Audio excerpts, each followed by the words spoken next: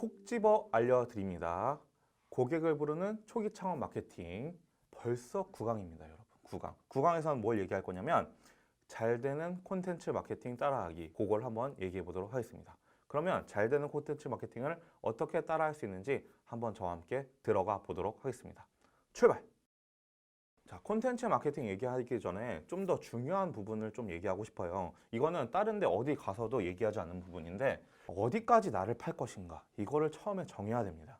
사람마다 성향이 조금 달라요. 이 책을 쓰는 저는 약간 인스타그램이라든지 페이스북 같은 거 그런 거를 굉장히 위험하다고 생각하는 사람 중에 한 명입니다. 왜냐하면 개인정보를 팔아서 돈을 버는 거거든요, 사실상. 그래서 페이스북과 같은 소셜 미디어 같은 거를 별로 좋아하지는 않습니다. 물론 저희가 페이스북이나 소셜미디어를 활용해가지고 마케팅을 안 하냐? 그렇진 않아요. 그런데 처음 창업해가지고 1년차 때는 저희가 요걸 가지고 직접적으로 많이 활용하지는 않았습니다.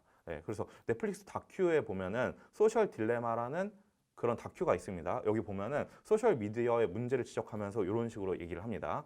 상품의 대가를 치르지 않았다면 당신이 바로 상품이다.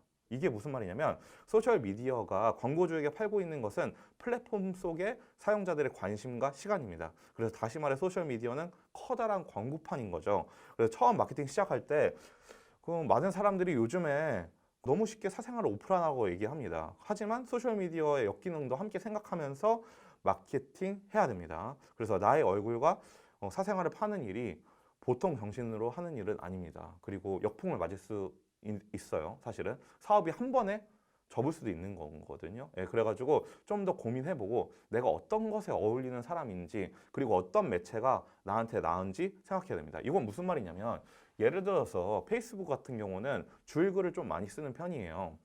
그리고 인스타그램 같은 경우는 사진을 많이 올리는 거죠. 근데 브런치 같은 경우는 긴 글을 올리는 겁니다. 블로그라든지. 그러면은 인스타그램 같은 경우는 나의 얼굴이라든지 그런 게 더 많이 노출될 수 있겠죠. 그리고 인스타그램을 활용한다고 그래가지고 항상 내 얼굴을 노출해야 되는 것만은 아닐 거예요. 그럼 만약에 어떤 매체를 활용할 때는 그 매체가 어떤 식으로 가길 원하는지 확실하게 내가 정해놓고 마케팅을 해야 된다. 그런 얘기를 하고 있는 겁니다. 네, 그래서 실제로 저는 마케팅 고수 중에서는 자신의 프로젝트는 열심히 마케팅하지만 얼굴을 드러내놓지 않고 하시는 분들도 굉장히 많이 봤습니다. 네, 배부른 소리라고 할 수도 있어요. 네, 사실 배부른 소리가 맞죠. 만약에 진짜 막 열악하고 힘들다면은 내 거 다 끄집어낼 수도 있어요. 하지만 너무 위험하기 때문에 너무 개인정보이기 때문에 그건 한번 선택해 보라고 창업자분들한테는 말씀드리고 싶어요. 사실 이 얘기는 어디에서도 잘 하지 않기 때문에 제가 요거는 좀 고민해 보셔라 말씀드리는 거고요. 네, 그래서 나를 팔 때는 어디까지 해서 나를 팔 것인지 한번 고민 많이 하시기 바랍니다. 그럼 저희는 어떻게 했냐? 저희는 그렇게 생각을 했어요. 우리 얼굴이라든지 그런 게 많이 노출되지 않는 쪽으로 하자. 왜냐면은 지난 회사에서 정말 많이 피해를 봤기 때문에 그런 걸로 우리는 좀 많이 노출되지 않는 걸로 하고 대신에 영업 중심으로 많이 마케팅을 하자 이렇게 얘기를 했습니다. 그래서 직접 매출을 높이기 위해서 전문성을 이메일 뉴스레터에 담아 보내고 콘텐츠로 매개로 한 아웃바운드 비중을 높였습니다. 그래서 초반 고객 유입인 인지, 정보 수집 단계와 비교 분석 단계를 이런 식으로 설계를 해봤습니다. 어떻게 설계를 해봤냐면 여기 표에 나올 거예요.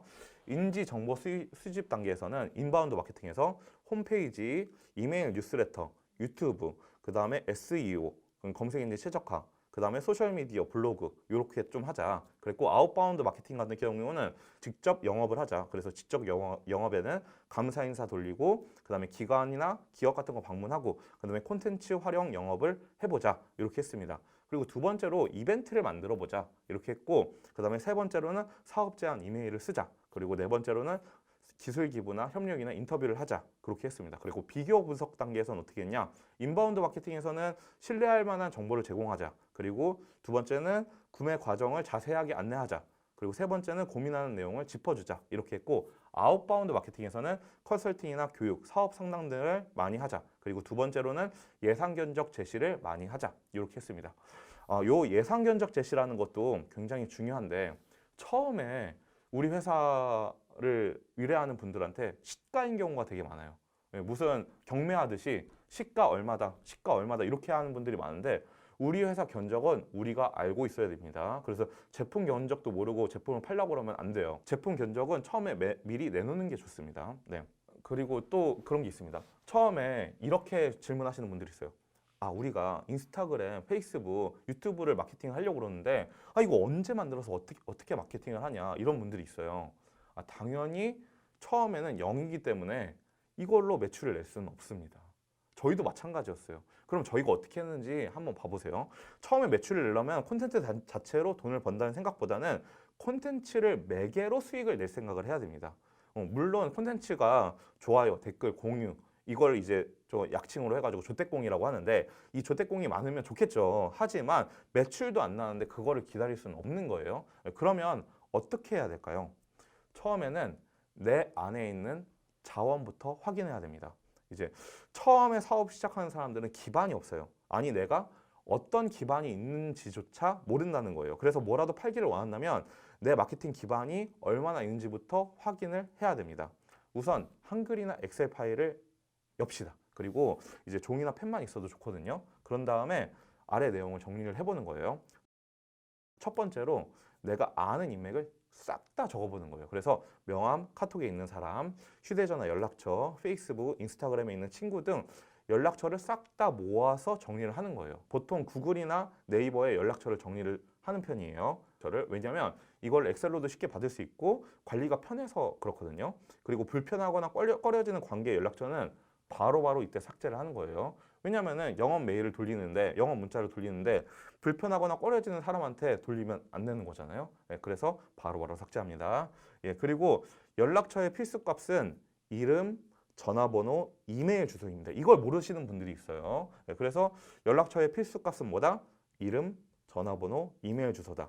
이 외에도 주소나 카톡 아이디 등 적을 수 있는 거를 많이 적으면 좋습니다.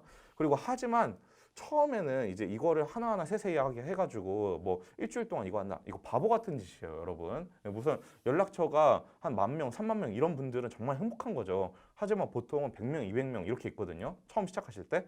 그렇기 때문에 처음에 시작할 때는 일단은 속도로 빨리빨리 적은 다음에 나중 내용들은 나중에 채우고 그러시는 게 좋습니다.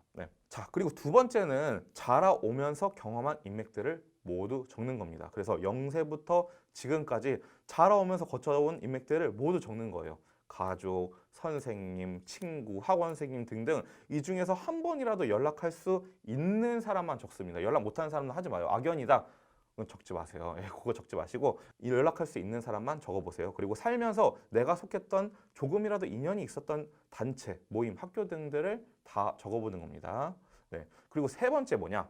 우리 사업팀과 연결된 인맥을 적어보는 거예요. 그래서 우리 사업팀과 연결되어 있는 단체나 기관이나 모임이나 기업들을 쫙 적어보는 거예요. 그리고 예를 들어서 어느 기관에 지원 사업을 넣은 적이 있다면 그 기관 이름을 적어보는 거예요. 그리고 우리가 법인을 낸 어떤 구청이 영등포 구청이다 만약에 그러면 영등포 구청 어느 부서 누가 행정 서류를 받아줬는지까지 적어보는 거예요. 담당 주무관님까지. 그래서 그거를 자세하게 적어보는 겁니다.